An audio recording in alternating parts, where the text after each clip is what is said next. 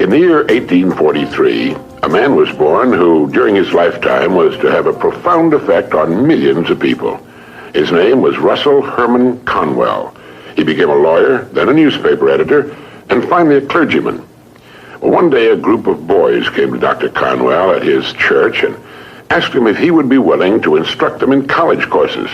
They wanted a college education but lacked the money to pay for it. He told them that he'd do all he could, and as the boys left, a thought, an idea began to form in Dr. Conwell's mind. He asked himself, why couldn't there be a fine college for poor but deserving young men?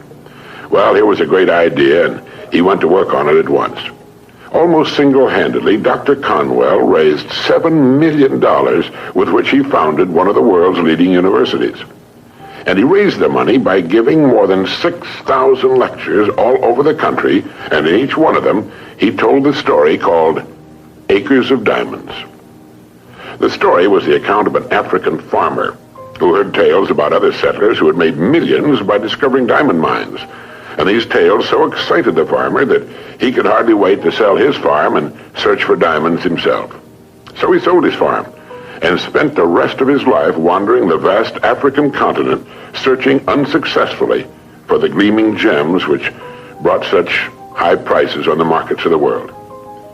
Finally, in a fit of despondency, broke and desperate, as I remember the story, he threw himself into a river and drowned. Now, meanwhile, the man who had bought his farm one day found a large and unusual stone in a stream which cut through the property. And the stone turned out to be a great diamond of enormous value. And he then discovered that the farm was covered with them, and it was to become one of the world's richest diamond mines. The first farmer had owned literally acres of diamonds, but had sold them for practically nothing in order to look for them elsewhere.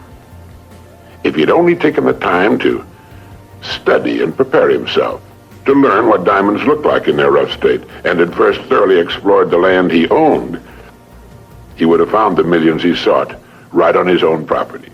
The thing about this story that so profoundly affected Dr. Conwell and subsequently millions of others was the idea that each of us is, at this moment, standing in the middle of his own acres of diamonds.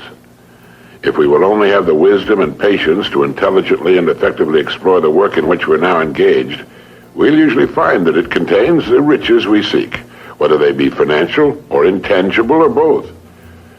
There's nothing more pitiful to my mind than the person who wastes his life running from one thing to another, forever looking for the pot of gold at the end of the rainbow, and never staying with one thing long enough to find it. No matter what your goal may be, perhaps the road to it can be found in the very thing in which you're now engaged. You see, the average man believes some businesses are better than others, instead of realizing the truth that there are no bad businesses. There are just those people who don't know enough to see the opportunities in the work they're in. No matter what our work happens to be, it's our business. We're the manager. If there seems to be no future or opportunity in it, it isn't always because it's not there, but perhaps only because we can't see it. A farmer once poked a tiny pumpkin into an empty jug. The pumpkin grew until it completely filled the jug and could grow no more. When the farmer broke the glass, he had a pumpkin exactly the size and shape of the jug. If we're not careful, each of us can do a similar thing.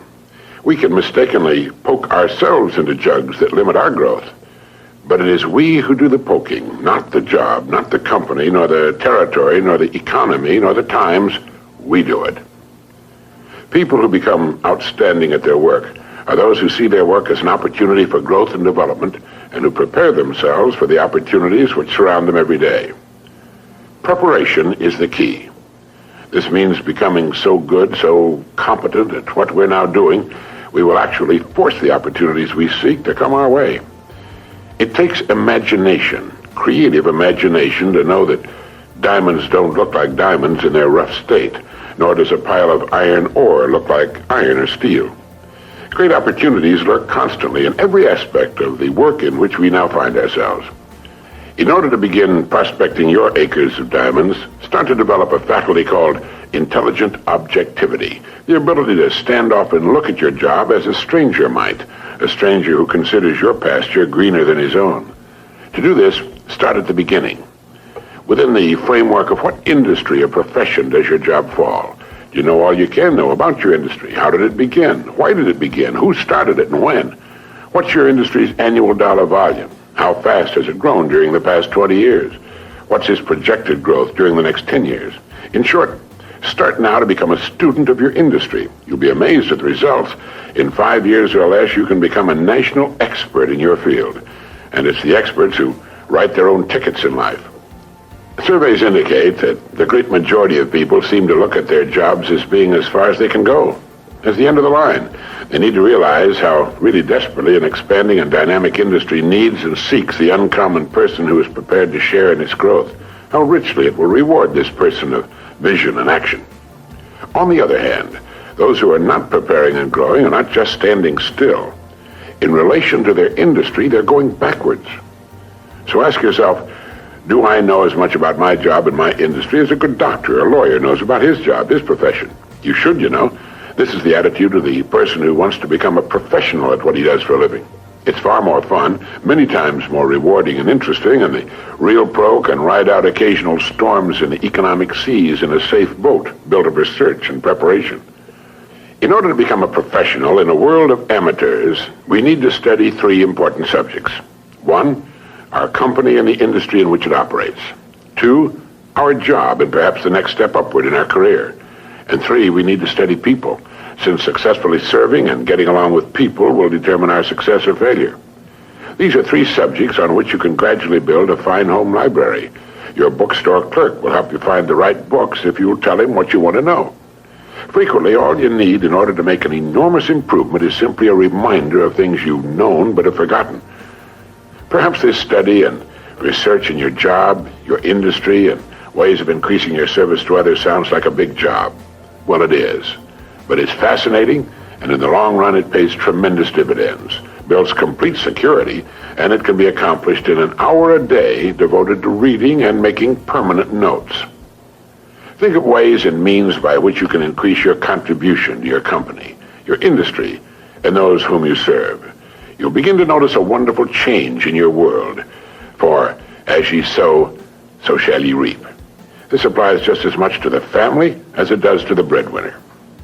The minute you adopt this attitude, you've joined the top 5% of the people of the world.